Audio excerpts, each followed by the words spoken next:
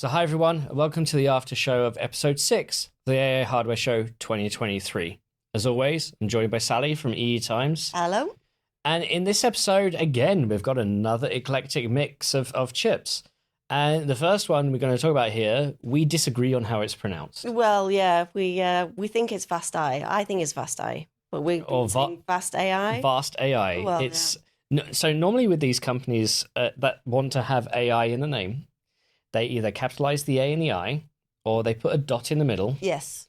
I mean, I think we've got like SEMA AI coming up. We've done Untethered.ai. We've got Grey Matter. Yeah, there are more, right? It's so some of them you actually say AI, the letters. Yes. Some of them you say the dot if they got a dot in. Yes. Others they don't.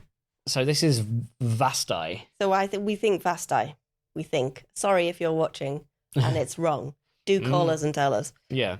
Or pick better names for your companies, right?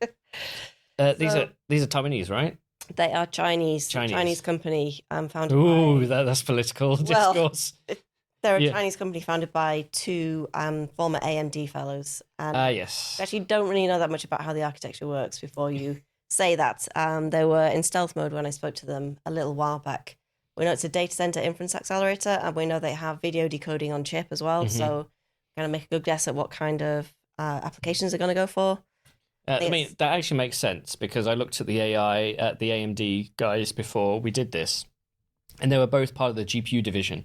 One was GPU SoC focused. The other one was in AMD's AI division, though they both left at the same time in 2018, clearly to start Vast.ai. Though AMD's GPUs in 2018, well, the market already made its decision on that one. So, yeah. I mean, absolutely the right time to start a deep learning accelerator company as well, right? Yeah. But yeah, they're a Chinese company as well. We don't have tons of visibility into what they're doing. But he said when I spoke to them on the phone, they said that the enterprise market is taking off over there as well, not just hyperscalers. So yeah, I think it'd be interesting to know more about what they're doing, and let's want to watch. Let's say that. Well, I mean, that's another thing with some of these like smaller accelerator companies, especially in China. If you have a company that only has one or two main customers, then they optimize the product for those customers. And then nobody else wants the product because it's their competitors that have got the advantage using it. And therefore the value of the company goes down. So the people using it just acquire it and merge it into their own. So they're now vertically integrated. So yeah, you have to wonder, or, the smaller company, the big customer is no longer interested and it dies because their product isn't compatible with anybody else. I mean, this is not specifically a Vast.ai issue. This is, when you're dealing with hundreds of companies in the AI hardware space, you're going to have a few wins, you're going to have a few losses. I mean, how many different CPU architectures did we used to have, or how many x86 licensees did we have? And now we're down to 3? Right. So at some point... We do expect some consolidation for sure across the industry. I think Edge is a little bit different. There's a lot of different niches and support a lot of different weird things. So Edge maybe not, but data center for sure, some consolidation sometime soon. Yeah, well, if you're doing an edge device, you don't always need $200 million of VC funding, right? If you get overfunded, I guess. I guess so. That could happen. So, but I mean, the big player in China in terms of VC capital is Horizon Robotics, but in the same way, we know that they're in smart city and IoT and automotive, but they don't say much, at least publicly. Yeah, Cambricon. What happened to Cambricon? Again, the company I don't really know very much about. So I don't think we're planning to speak about Cambricon in this series, but I will say that I know that Huawei's first generation NPU on their smartphone SoCs was a Cambricon design. Okay. That was licensed by licensed by Huawei. But Huawei has, their Ascend series, which we will get into during the series, and that is their own AI hardware design. I'm not sure whether it's partly licensed by Cambricon through Cambricon, or it's a modification, or it's their own. I think it's their own brand new ground up design. And as far as I know, Cambricon is still about as well. So as far as we know, yes. As far as we know, it was kind of like a spin out of an academic project, right. wasn't it? Yeah, that's right. Again, been around for a long time, and one of these early ones that became a unicorn right from the start. Yeah. So much funding going into it. So, yeah, maybe we should take a closer look at what they've been up to. Give us a call. You're probably not watching, but give us a call. Give us a ring. Give us a call. So next up in episode 6, we spoke about Intel Sapphire Rapids with HBM, which now has the name of Max CPU Max, because when you need to take a CPU to the max, what do you think of? Sapphire Rapids. Okay.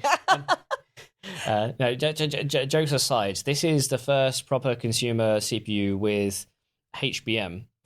Now, but the thing is, I'm gonna say Xeon Phi, because I said it in the episode as well. Right. Yes. So, for those of you who don't know what Xeon Phi Intel had a project. It was called Project Larrabee. The aim of Project Larrabee was to use x86 in a way where it could also be a GPU. Yes. So we're talking about big vector units like a GPU, but still with x86 programmability. Now, Project Larrabee ultimately failed. They didn't make a gaming GPU, though if you speak to some of the team, they weren't too far off, or there are some drivers that now no longer exist in the market, and I know at least Linus has managed to get one of the really early samples, but didn't manage to get it to work. But Project Larrabee did have some usefulness in the compute space, because what you ended up with at the high end we had Knight's Ferry, Knight's Corner, Knight's Landing. Knight's Landing was 72 cores, each with AVX 512 units, and 16 gigabytes of MC DRAM, which is onboard high-speed memory, like HBM. Yeah. Like HBM is today. And with that, you could feed all the AVX 512 units. Now, 16 gigabytes of memory for 72 cores. Intel Max CPU is going to be 56 cores with 64 gigabytes of memory, so at least 1 gigabyte per core. And if you go to some of the lower core count versions, they haven't specified how many cores they will have. You're going to have 1 gigabyte of memory per core or more. And I can fully imagine, say, a 32 core design going really well. That means you get 2 gigabytes of HBM 2E per core at what is essentially, a terabyte or more of bandwidth. I think it may even be 2 terabytes of bandwidth. But that's really important for some CPU-focused AI workloads. Yes. Add in your advanced matrix extensions into this. Yep. Your VNNI, your Int8s. Yep. Given that so many CPUs are still being used, not only in data center training, but also in inference. Yeah, in the data center. Absolutely. If you're not using NVIDIA GPUs, you're probably using Intel CPUs. You're probably using the Intel CPUs that you already had, right? So you got 90% of the market using NVIDIA. Then of the rest, 90% using Intel CPU. I don't know. Is it 90% still using Intel? And then of the AI accelerators, 90% using NVIDIA? Yeah. Maybe, I don't know which way around it is. I do know there's still an awful lot of AI that happens on Xeon CPUs for sure. Yeah. And Intel's very proud of that fact. And these CPUs with HBM, you don't need DRAM. Right, yes. So you can make them very, very dense. Otherwise, they support 8 channels of DRAM as well. So you have additional memory tiers. So if you need multiple terabytes of memory backing it, then you can do it that way. These also support next generation Optane, though Optane as a product line is dead. They're still doing the 3rd generation Crow's Pass for this. So you could end up with 3 different memory tiers on this CPU. Onboard HBM, DRAM, and Optane. Cool. And the point is, they're using the firmware and software they developed during Xeon Phi to be able to manage all this. Cool. So it's like a 10, 12-year-old, designer philosophy. So people say, bring back Xeon Phi, bring back Xeon Phi. This is it. This is it, essentially. This is what Xeon Phi, compute Xeon Phi should be. So Sapphire Rapids with HBM, going to be in the HPC space. Definitely. For sure. Yeah. Because they can definitely use it. AI space, Intel saying that they're seeing a good amount of demand. They have their standard Sapphire Rapids without HBM. Yeah. That's going to be more mainstream. But the with HBM stuff, you're going to have certain niches for machine learning workloads that are so memory bandwidth dependent. Definitely, and yes. can fit into the 64 gigabytes. Definitely, yes. You also get that flexibility in the infrastructure as well, then. CPUs, which is a big selling point, right? Yeah. You may not be doing AI all the time. You got PCIe lanes to add other AI accelerators Absolutely, too. Yes. Yeah. And your networking, and bringing so many of the systems together as well. I think they said that they're supporting at least 2-socket, if not 4-socket. I don't think they're supporting 8-socket with Sapphire Rapids with HBM. But that was always like an esoteric system configuration. I remember speaking to one OEM about it, and they're saying, "Oh yeah, we've got 8 sockets. People are buying 8-socket systems." And I said, "Who?" They said, "Russia." Ooh. Okay. So I mean, they're not selling them to Russia now, obviously. No. But back then, yeah. But back then, yeah, it's and then Microsoft had its own glueless 32-socket Skylake servers, and that was always interesting, seeing 1,792 threads in one system. Goodness. Okay. But yeah, if we're looking, even though we almost started this series looking at NVIDIA A100. I think we went TPU A100 in the first episode. Yep. Then in episode 4, we had Hopper, next generation NVIDIA. Yeah, if NVIDIA wasn't in the space, we'd be talking about Intel being number 2. Absolutely, when it comes to AI hardware. So absolutely, yes. It's important to cover this. I think it's important too, yeah. So next up was Perceive. And the chip is called Ergo. Every time I see it, I want to call it Ego. No, it's Ergo. Ergo. It's definitely Ergo. So this, Ergo that. Yeah, exactly. So Perceive is a startup that's been incubated within its parent company, Xperi, which is in the consumer electronics space. I've heard of Xperi before. Yeah, for some time. So it's like they came out of stealth in 2020 and had these very, very impressive performance figures for like very low power to do what at the time were like data center levels of workloads. Right. So I think part of it is it's like people want to know how it works, but they don't really want to give away exactly everything about how it works. And I know at least part of the story is about the neural network maths. He talks about reinventing neural network maths let's change how many, if we can do it in fewer operations somehow, figure that out, and then we can do it more efficiently, which is cool. But I don't know exactly how it works. Nobody knows exactly how it works. So, I mean, let's put that into perspective here. Using fewer operations to do the same math. You may have seen recently that there was that research about 2x2 matrix multiplication. Yes. Okay, that's the kind of thing I imagine here. Right. But obviously I don't know exactly. So if you want to multiply 2 matrices together, 2x2 matrices together, it requires a notional, 18 operations in order to get the final result. And a machine learning algorithm found a way to do it in 17. Right. Which doesn't sound like much, but you're reducing your total amount of operations by 5%. Now, as long as you get the memory in the right space, because the calculations are now in a distinctly different order and of how you're arranging them, you save the power. Yes. You have the same amount of accuracy, and you speed everything up for free. Sure. I mean, if you've got a series of 10 ones, you don't go 1 + 1 + 1 + 1 + 1. You go 10 times 1. Exactly. So if they can do that, then somehow, it's good. Yeah. But isn't that orthogonal to building a hardware chip? So the story that they told at the time makes it seem like the hardware is kind of exploiting this idea. Like maybe there's some new kind of operation and maybe it's designed to accelerate that operation. Right. But what exactly it is that they're doing, we still don't know. I know we do know what their kind of benchmarks are, which are very impressive. We know they're doing aggressive power gating, clock gating, turning off bits of the chip to get very, very, very low power. But I mean, this is nothing I guess you wouldn't find anywhere else. The maths part is interesting, but I think we need to wait for more on this really to figure out exactly what they're doing. I think if they discover something fundamental, it would be a really big story. So maybe this is something like OS optimization. I don't know. I don't know. But I know he's going for like consumer electronics kind of applications. Okay.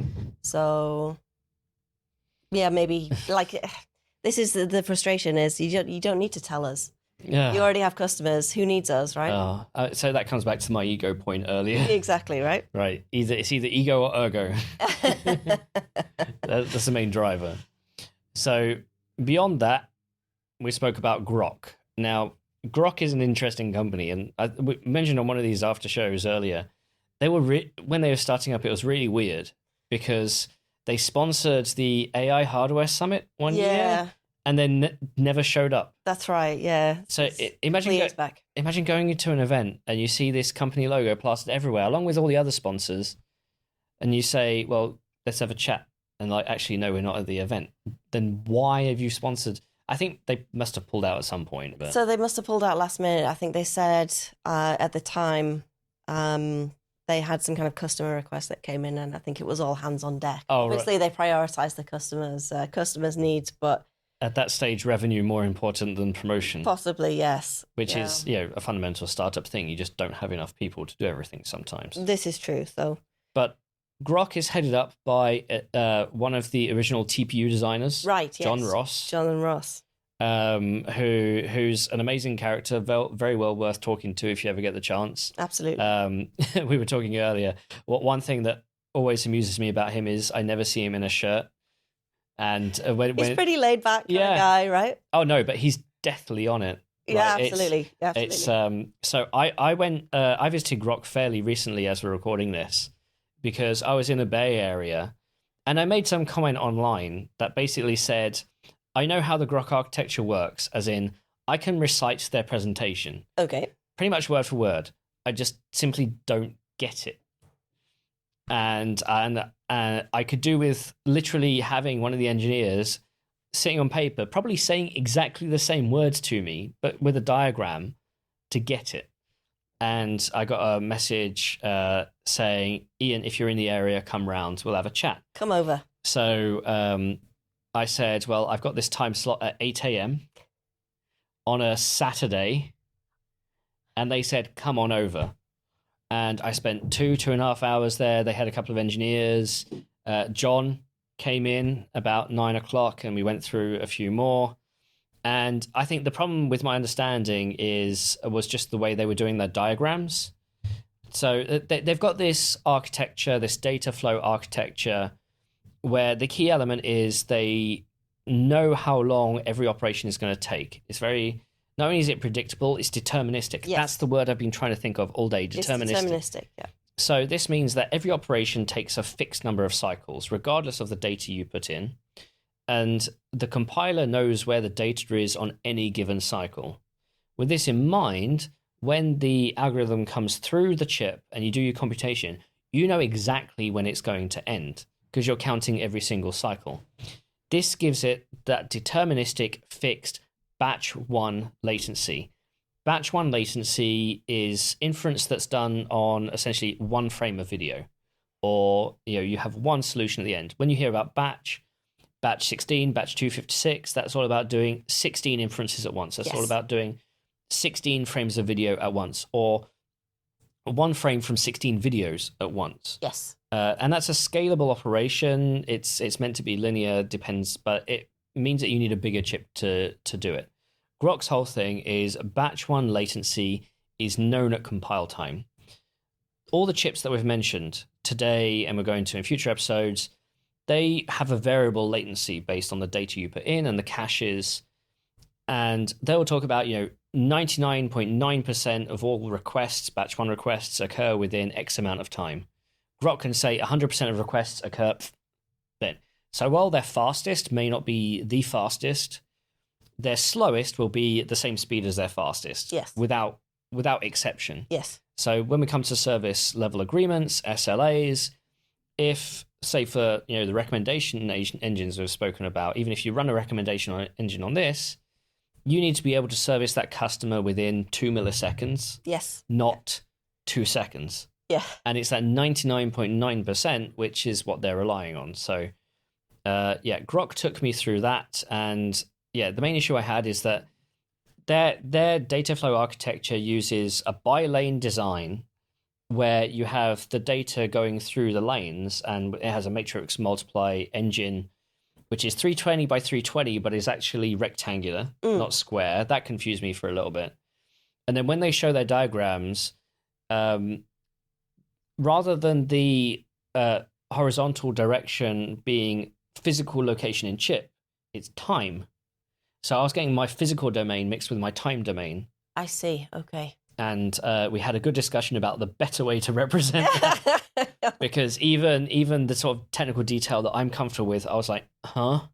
Uh-huh. And then when they showed it to me and they actually had some really good animations to go along with it, I was like, Suddenly it all makes sense. Yeah. So if we look at players in the AI space that have a lot of funding, Groq is one of them. Definitely, yeah.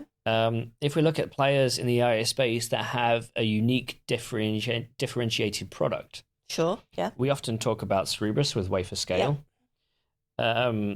I kind of like TENS Torrent because they're doing that sort of core equals chip equals system strategy. And yeah, one of the others is Groq because nobody else is doing consistent batch one latency the same way. Nobody's doing anything like it for sure. They definitely have a different story. It's an inference-only accelerator. Yeah. Like we should mention, it's not a training accelerator at all. He's definitely very focused on the inference space. So, yeah, I think there was word of them going for automotive as well a little while back. I'm not sure because determinism, obviously, safety application can be very, very useful. So, if you can guarantee that you will determine whether you're going to crash in that amount of time, right? Within microseconds or whatever. So, I think best of luck to Groq, and I can't wait to see Groq 2. Yes. So Groq 1 was announced 2 years ago now. So we're in about the right after a couple of years. We start to look for where's the next gen. So. It's I did say to John, look, isn't it about time for Groq 2?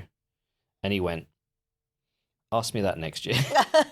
or he said something similar. I can't remember the exact words, but I do remember meeting them, and it was a great experience. And aside from that, it makes you realize that we're speaking about chips that we don't know much about, and we speak about chips that we do know a lot about because we've met with them.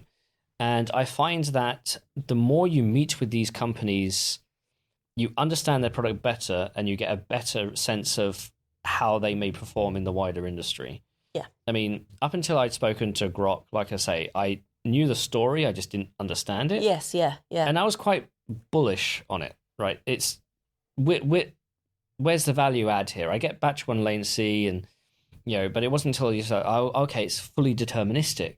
Then that's when I got it, and then understanding the people behind it as well, because those 5 minutes or those 2.5 hours on a Saturday morning, you actually, if you learn to read people in a sort of very psychoanalytic way, or that sort of anthropology-esque way people are thinking, you realize you can kind of get to understand that they're thinking about more than what they're just saying. I mean, and as journalists, that's kind of what it's part of the job, right? Absolutely. Learning to read people. Yeah.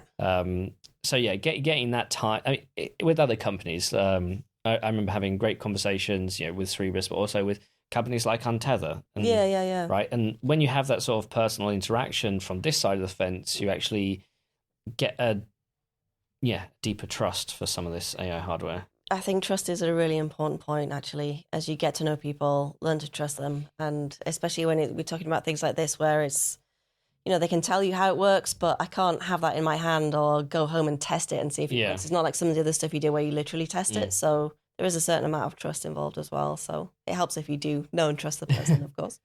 Also the element of communications. As journalists, as press, we're usually spoken to by press people, by press relations, and they've had to go translate what the engineers told them. And unfortunately, that conversion isn't really ideal. It's not always ideal. Sometimes it works okay. Sometimes it really doesn't work okay. It depends on the person, really. It depends on the company. The bigger the company is, the less likely that's... Yes. I mean, yes. Whereas smaller companies, they actually get the engineers to talk to you. And I find that with some of these, I mean, now me being an analyst, I actually try and help companies with doing that translation. How do we make something that's hideously complex? Yes. Into something that's more easily digestible either by an engineering crowd, which is kind of what I'm aiming this show to be focused on, or the sort of broadsheet my parents type crowd, and they're more artists than STEM, right? Okay. So yeah. I mean, there's a level of trust on the other side as well. Like, you have to trust me to tell the story in the right way or to get it right? When it's a complicated technical story, you kind of have to trust the person you're telling it to, that they're actually going to make a good job of it, right? So, or even going to understand it. I mean, how many times have you been in that call where they assume you know nothing about AI? Pretty much every day. Yeah. For me. So it's like, no, I understand the difference between training and inference. I know what quantization is. You don't have to tell me why quantization is good for the 50th time. You don't have to tell me why we need to save power at the edge. I'm like, I got it. Yeah. I understand. Yeah. Oh, there's batteries. Oh my goodness. I never would have guessed. I mean, it depends on the person. Like you say, you build this relationship with that person. And once you start to get onto the same wavelength, then it can work really well. Yeah. Okay. Diversion aside. This is a diversion. So you spoke about our second optical... Yes, Lightelligence. So Lightelligence also spun out of MIT around the same time as Light Matter. Okay, yeah. Well, they're both MIT. They're both MIT, yeah. They're both out of MIT. Yeah. Hang on, what's the Light Matter's guy's name? Nick Harris. Nick Harris, yeah. Yeah. Again, somebody who, after you speak to, you get, oh, yeah, he gets it. Exactly. Yeah. But for Lightelligence, they're spun out around the same time, but it's taken them a little bit longer to come to the market or to show off what they've been working on. But I think if you know a little bit about competitor Light Matter, you already know a lot about what Lightelligence is doing. From the outside, they look like a very similar kind of play. On the basic level, they're also using the same. They're also using the Mach-Zehnder interferometer as the compute element. Sorry to go back to these interferometers. I know it's a complicated topic, but where Light Matter has MEMS, like physical move, like physically changing the shape of the waveguide for your phase, to make this phase difference that modulates the light. For Lightelligence, they are injecting electrons into the waveguide to change the refractive index, to change the phase. So it's more like an electrical version, whereas Light Matter is more like electromechanical, if you get what I mean. It's a slightly different way of doing it, but overall, the architecture, I guess, to me, it looks fairly similar. They have the Mach-Zehnder interferometer as the multiplier. Then the addition is very simple as well. So you have the same challenges, of course, with system, your electrical chip on top of your optical chip. How do you make this electro-optical system, make it all work reliably and make it work properly? Lightelligence haven't demonstrated AI acceleration yet on their platform. They have test chips and more like test systems where they're showing the Ising problem, which is very difficult matter. It's an NP hard problem, and I think maybe this is a bit beyond the scope of the show. What is the Ising problem? Because I've never heard of it before. It's one of those where it's like the traveling salesman problem, where it's really difficult to do. There's a lot of computation, and well, maybe we can link to something about what the Ising problem is. But it's not AI, crucially. Okay. It's just something that's very, very difficult for GPUs to do, and so they're able to get really good performance figures on that. I mean, the physicist in me is wondering how electrons affect the phase shift of light. Electrons can change the refractive index of the waveguide. Oh, so it's not interacting with the light, it's interacting with the silicon. It's like changes the properties of the material. So when I say waveguide, it's like a silicon wire that light travels through this silicon, right? So because silicon in its natural, when you make it really thin, it's transparent. Yeah, so light literally flows down. That's what silicon photonics is. Light literally flows through silicon, yes. Yeah. Well, doesn't that cause a degradation in the silicon because you're firing electrons at it? And so let's phone them up and find out. They seem to think it works. Because electromigration is a thing, right? I don't know how many electrons you have to inject to make it work. I don't know how much. Statistics and probabilities. Yeah, I don't know. I guess if your injection rate is 1,000 a second and it can support 10 to the 80 injections, then you're fine. I really don't know. Oh, yeah, that's interesting. But yeah, they're slightly slower coming to the market than Light Matter, but I don't think there's much to choose between them right now. Well, other than Light Matter's other has other things things to do, things that they do. Yeah. So, And then we come up to NeuReality, or I keep on calling it NeuReality because it's NEU. Yes. So this is a company that's partnered with IBM for their AI acceleration IP. However, NeuReality aren't doing traditional AI acceleration in the way that we think about it. So far, even when we've spoken about even neuromorphic, it's taking the sort of standard machine learning neural network problem, TensorFlow, PyTorch, whatever. You've got your layers of compute, you've got your trained model, and you're just finding faster ways to do it, or you're finding ways in which your, say, latency is fixed. For example, with the Groq. What NeuReality are doing here isn't that. They've got an add-in card that interfaces with your AI solution, whether that's electrical, neuromorphic, or optical. It's essentially agnostic, and it helps accelerate the infrastructure around it. So we're talking about job scheduling, we're talking about database management, they're talking about everything involved with making sure you have a wide-scale AI network, and they're just accelerating all of that. So on board, you have all sorts of different accelerators. You got spatial vector matrix and spatial vector matrix and scalar. Yeah. And the whole point is you just plug it into a PCI slot, and it helps manage your AI infrastructure. They're calling it like the AI system on a chip, or AI supercomputer on a chip, something like that.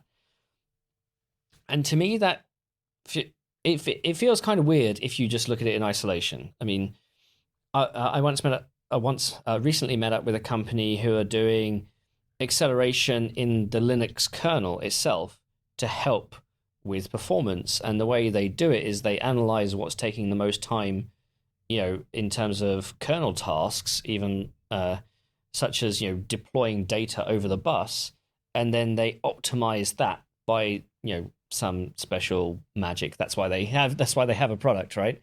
And they were making it so servers that were 40% utilized can be more 70% utilized, but also they're churning through a lot more data.